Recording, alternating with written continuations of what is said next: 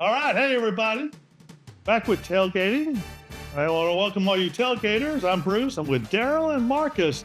We're going to do another scatter shooting. We've got a few topics we might want to cover, like Dak rumors. Is he going to be traded or not? We're going to talk about that. Maybe also, why is the ratings of the NBA down? We'll see what else we might talk about. But right off the top, there's those rumors that are popping up. Dak might be traded. I can't see it. I don't see that he is. And I can see why people might say it. He's getting older, 2 leg injuries, cost a bundle of money, but I don't know how you do it. Have you all heard those rumors? What do you think? Yeah, man, I heard them. Y'all wish that's what y'all wish. No, man. The first and foremost, man. Dak has no trade clause. Right.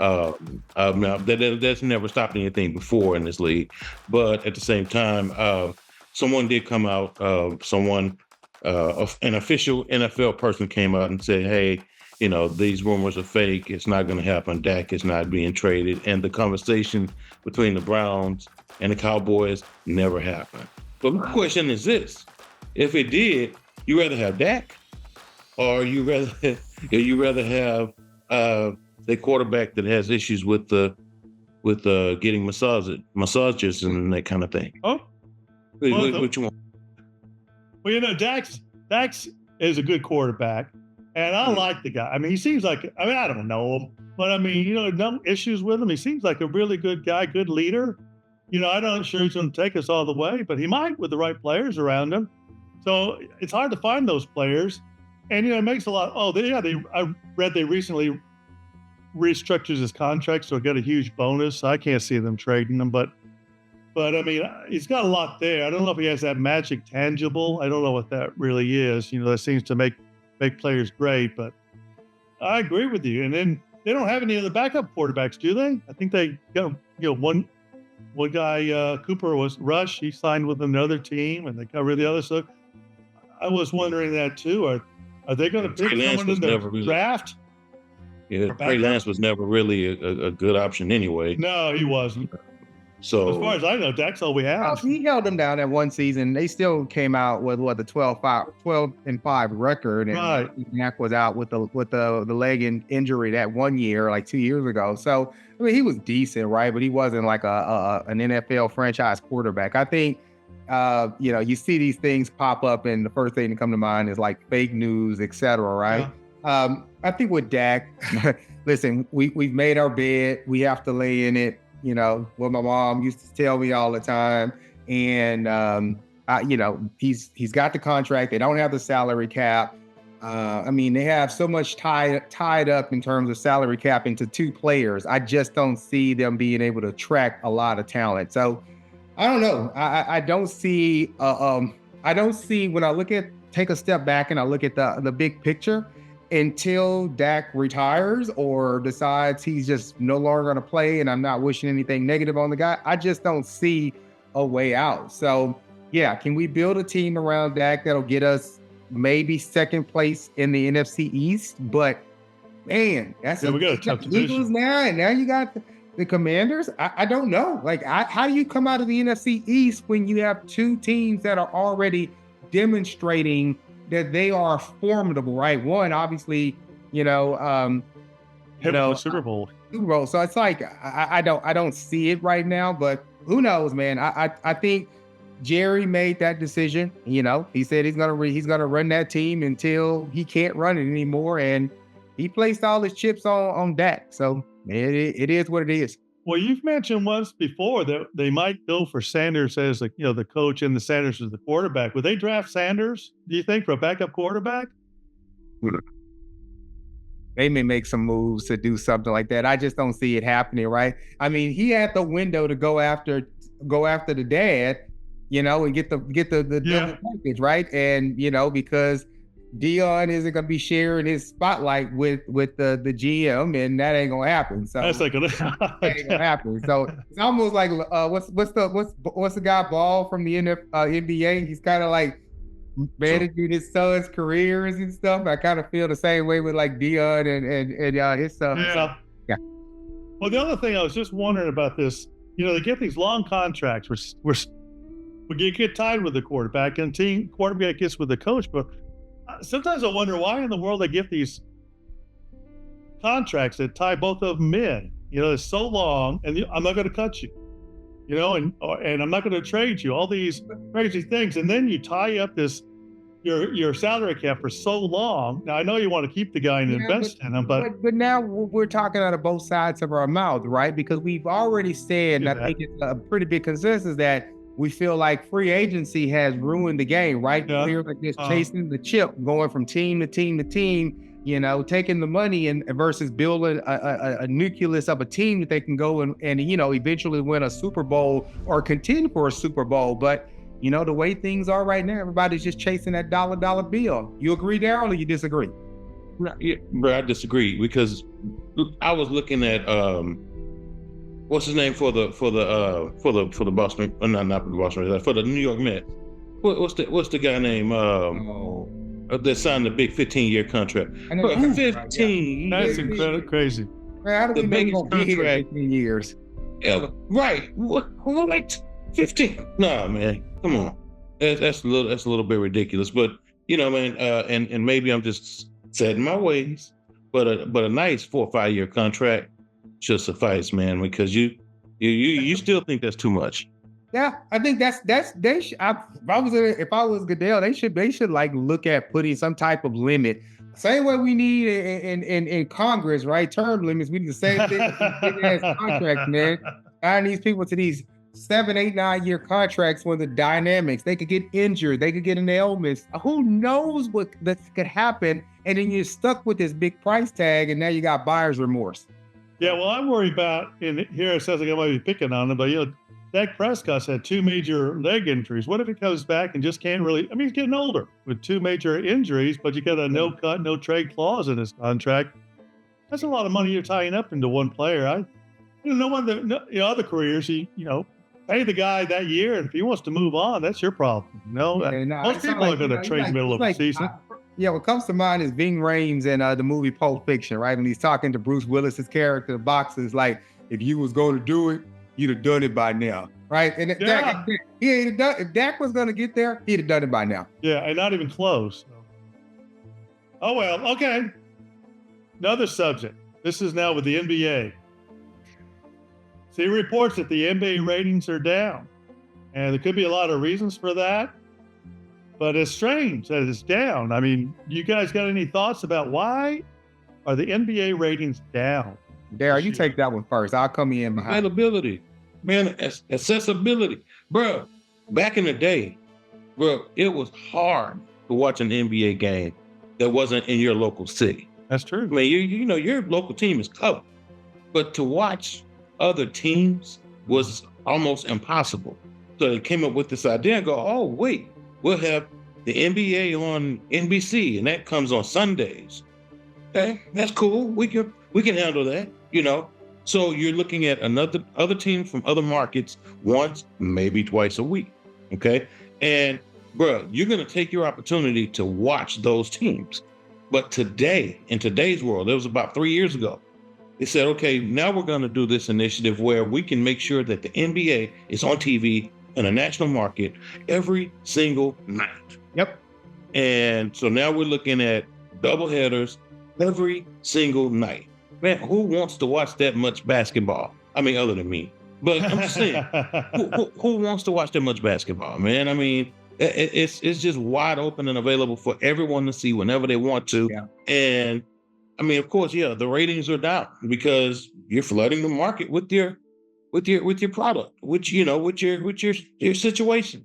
So I don't want to watch basketball every single day, and neither do you all. Come on, now let's be real. That's true. And number 2, we talked about this before. These guys ain't got no personality. Man, I'm sorry. They're talented. Right. They're gifted. I mean, they're incredible athletes. But dude, I do not want to watch.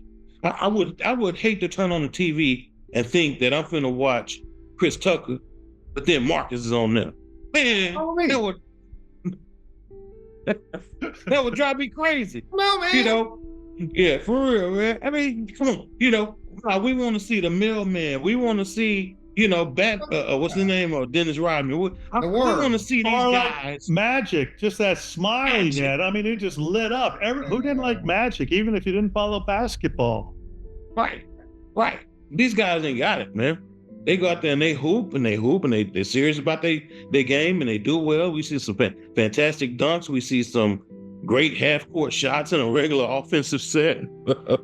Come on, bro. But I agree with you too. I'm thinking there's not really that rivalry. When I said Magic Johnson, I thought, well, Magic and Bird, there's that rivalry. Once upon a time, was it Jabbar and Chamberlain, or Chamberlain and Russell? It's going way back, I know, but we don't seem to have that. Plus, I think the main face, as great as LeBron is, are we also tired of him? You're starting to see him kind of fade away.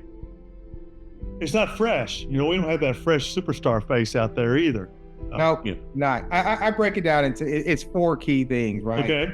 Number one, it's the lack of team loyalty and just too much player movement. We just talked about free agency earlier in this segment, right? Players are constantly switching teams. It's made it harder for fans to build long-term connections with any team. So it's all about these super teams and constant trades, reducing the underdog stories and like the hometown pride that once drove that passionate, fan base. Like Luka.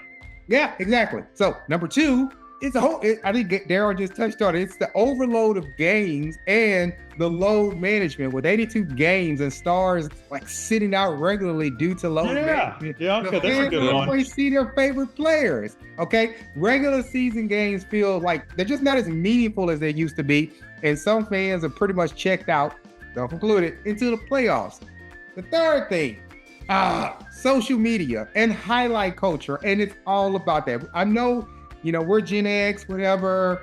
I think you're Gen X too, right, Bruce? Maybe? No? Okay. But the younger generation, social media, highlight culture, right? Younger audiences, they just catch the highlights on TikTok and YouTube instead of watching the full game. The league's biggest moments are consumed in these 15-second clips, and it's like undermining the full game engagement. And Bruce, you touched on it a few moments ago. It's just a lack of rivalry and grit. The NBA used to thrive on these big rivalries, right? The Lakers and the Celtics, the Bulls and the Knicks, all that tough and physical play. Today's games feel more friendly and finesse-driven, less emotional tension, and or must-watch drama. So you take those 4 things, you put them into context and put it together. That's why the NBA ratings are down. Now I'll add a 5th bullet. What's 5th? Damn 3-point shooting. Yes. Everyone is coming down, jacking up threes. What the hell is going on? There's no game. There's no teamwork. It's just throw it up. You're right. And what Marcus was saying about the highlight reels that we're watching all the time, I think the highlight reels maybe are hurting the basketball because you are seeing a lot more of the flops because it's real quick to see and criticizing it. And then how often people carry the ball now. It used to be you dribble the ball up and down. Now they can practically carry it, take a few steps, change a pivot foot. So that's hurting the game too. Yeah. And you know what? These people watch these highlights and they think they really know what's going on. That's true. And that aggravates me too because you know what? The season is a story. The game is the chapters, and you look at each individual game, and everything. Everyone has a story to. What, Marcus? I don't know if you remember this. We used to watch the Rockets, and we would watch the first 3 quarters. Yeah. And then between the 3rd and 4th quarter, one person in the room will start naming the players who they think is going to start the 4th quarter. Because it's different every single time based on performance, based on, need, what are they trying to do? Are they trying to play defense? Are they trying to score? Are they trying to stop somebody? What are we really doing here? And, and not only that, but look, we had the commentator, Mr. Calvin Murphy, who taught us the basketball game. Now, I have the game of basketball. I'm not a player. I don't play basketball. Last time I played basketball, I came down on this dude. Jumped up for a rebound, came down, busted me in the eye, and I looked at that kid and I was like, oh, never again am I playing this game. Okay, I'm over exaggerating, but look, but here's the thing. I know how to play the game because of Calvin Murphy. Watching Calvin Murphy explain this game to me, step by step, piece by piece, is how I understand what's going on that basketball court. Calvin Murphy and Bill Worrell. Remember that duo there? I gotta say this last thing, kind of going back, and I know this is kind of scatter shooting here, right? But there was that we talk about the NBA and the luster, man. When you used to have Marv Albert call those games, this is Marv Albert. that voice, man, because again, he was only calling the marquee game of the weekend, right? So, there were 3 games being played on a Sunday. Marv Albert's going to say, if Michael Jordan playing, that's an automatic, right? And if Michael wasn't playing, okay, who else is the connection line? And that's the game in Marv Albert. And, Marv Albert would teach you words like repertoire. Michael Jordan, right? Going with his repertoire. I'm like, yeah, true. Crap, I learned a new word. So, did you notice there's a few other commentators who started imitating Marv Albert? Their voice all of a sudden became the same texture as his. Yeah. There's a couple of times like, oh, Marv Albert. But you're right about that because I'd stop and listen. And then they would show him. I'm like, that's not him. Oh man! So who's your favorite now? Almost like Howard Cosell and Ali, like Marv Albert and Jordan. Even though there wasn't that same one-on-one interviewing piece of it, but just listening to Marv Albert call those games, Michael Jordan pulling this out of his repertoire. I was like, holy crap, man. But you're right about. I'm going back to Daryl. I was thinking about the how every game was the story, and I think that is what the NFL has better than the others because they're relatively shorter. And, there's only like 3 or 4 plays in a game that can turn a lot of games. I mean, there's some blowouts, but a lot of times it goes back to a couple of what ifs. And, if you lose like 3 or 4 or 5 in baseball, we might win 3 or 4 in a row, and basketball, losing a streak, winning a streak, not a big deal. But in football, you lose 2 or 3 in a row, particularly at the beginning, boy, the story is going to be a lot different. So I think you got something, Daryl, about the story. Oh, yeah. That if you're watching the highlight reel, just those 15-second, 1-minute reels on Instagram, you're not seeing the story. They're seeing a paragraph. They're not seeing even a chapter. Paragraph, that's right. Paragraph, maybe a full page if it's a longer clip. But yeah, I think like for my son, and we're going to have him on as a guest here soon. He has this extensive knowledge of sports, but his consumption of sports history is very much aligned to what we're saying, right? He's not going back and watching, a full game, to see when Kobe scored 81 points, right? He didn't watch the whole game. He just watched that moment, or, there was, any particular moment where there was like this super highlight or this memorable highlight. He can just go to YouTube, type it in, boom, it auto-populates, and he's good to go. And that's how he consumes it. That's the way people learn today. So it's like, hey, we're the old people that love it the way it used to be, but it's not going to change. It's only going to continue going that direction in terms of how people consume, sports history if they didn't watch or see the game live. Yeah, my grandson's that way now. He's probably not that level of knowledge, but boy, he is into all the history of it. And what's kind of cool right around here, they got a baseball card, which they basketball, they all these other things. Place he's found, so that's like his favorite place to hang out. He keeps asking me all these questions. I just make up answers. I had another thought, but when you're a baby boomer, you forget things. Oh, baby boomer! See, I was putting you in the group with Daryl. Thank you very much. You're now my favorite fan. Such a young, handsome young man. Now, the last thing. Well, not the last. You want to bring up something else, but did you see those new baseball bats? I mean, the Yankees, I think, are using them heavily, but they're called the Torpedo Bat, where it's, it's wider in the middle and thins out, and I can see the logic behind it. All your mass is right there in the middle, where you're probably going to hit that ball, and it's just going to knock that thing out of the ballpark. I guess I could go back to, like you said, for basketball always being 3-pointers. Boy, we're almost got to be home run derbies all the time now. This is going to make it more and more home runs. Might hurt the product, maybe not. What do you think about those new bats?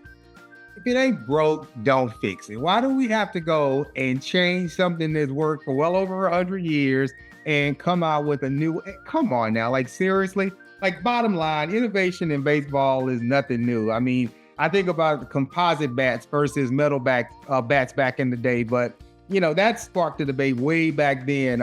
I don't know. I just don't see the need for it. Sure, it gives the players like this bigger sweet spot, but I don't know. I just feel like, the fundamentals of the game are changing. And when you change something like the structure and the makeup of a bat, then, very soon you'll see a different baseball game, very similar to what we saw in the NBA when they took away things like hand check. So I don't know. That's my point. I'm not a fan, but it's still very early. Well, you're right about fast change. I mean, remember though, they used to have that bat, they put, cut out the top of it. You had a little cone shape in it so they could get the same weight, but it'd be in the middle. So I guess there's changes. What do you think, Daryl? You're the baseball. I don't know. I really don't understand if this bat really gives them an advantage because the Yankees do have a pretty badass lineup. So we're gonna find out. Some team I read earlier today, they just ordered 3,000 bats. Whoa! Because they want to match the Yankees. Their bang. And so we're gonna find out if that team all of a sudden start hitting and scoring 14, 15, 20 points a night. Then we're gonna know there's something in the bat. But man, I really hope that's not the case, man. I just really hope that. Like Marcus said, man, let's keep this thing simple, man. Let's do what we've been doing. If you want to, you already got people out there building super teams and that kind of thing and stacking their lineup and all that kind of stuff. And it really still don't help, honestly. But yeah, man, I mean, what next thing we know, next thing we're going to end up doing is finding a way to manipulate the pitching system. And we'll end up with a pitching machine out there, something weird like that. So, yeah. Well, we have changed the size of the mound though over the years. That's gone up and down. That's true. And then we talk about changes. Remember seeing pictures of the old school way back Babe Ruth Day baseball gloves? I mean, they were like what we give our 5-year-old kid now because they can't catch. And I don't know how they ever caught with that. Well, they'll kill themselves. And now those mitts are so big. I don't know how you can't catch the ball. It's just. Throw the ball out there in the outfield, it's going to catch it for you. I mean, that has changed significantly. Yeah. So, I don't know. When you're talking about the speed of the ball coming off that bat, you hope they get careful too. Those pitchers, they may need to pity the fool who throws the ball at one of those bats and come right back at them. Yeesh. Yeah. All right. Well, you know what? We ended this one up, but you guys out there, like this, share this, but give us a comment. What do you think about this? About the baseball bat. Why is the NBA ratings going down? And what about Dak Prescott? Are we going to get a new a backup quarterback? Who are we going to get? We need somebody. Maybe it's Marcus. I don't know. Okay, but anyway, we'll see y'all later. Have a great day.